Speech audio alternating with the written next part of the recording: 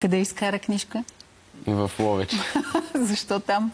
Защото баба ми е оттам и решихме, че мога да го съчетая с учене в същото време и да си вземем курсовете там.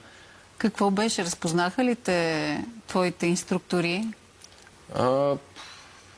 Мисля, че не. Реално знаеха кой съм, но не беше много впечатляващо за тях, често да казвам. Мисля, че по-скоро обратното се търси там.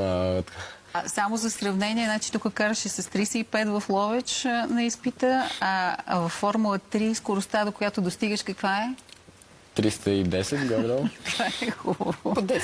Там обаче го има и това, изведнъж попадаш в някакъв зверски луксозен свят, който може да те дръпне във всяка една посока с това, което ти предлагат. Не, мисля, че аз добре го манежирам, защото все пак не трябва всичко наведнъж да получаваш, но е още по-мотивиращо, когато си взимаш малко от тук, от там и в крайна сметка трябва да се замислиш какво е най-добре за теб и за кариерата ти, защото ако през цялото време си фокусиран само в едно нещо и мислиш само за това как ще се справиш, само за състезанията, ти в някакъв момент ще прегрееш. Зациклиш. Да, балансът е много важен и това е нещо, което за момента смятам, че е добре контролирам.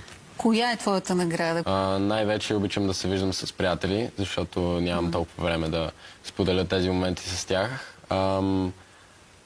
И от цялото нещо също така ми харесва, когато получавам от респект от хора, които аз поставям на много високо ниво.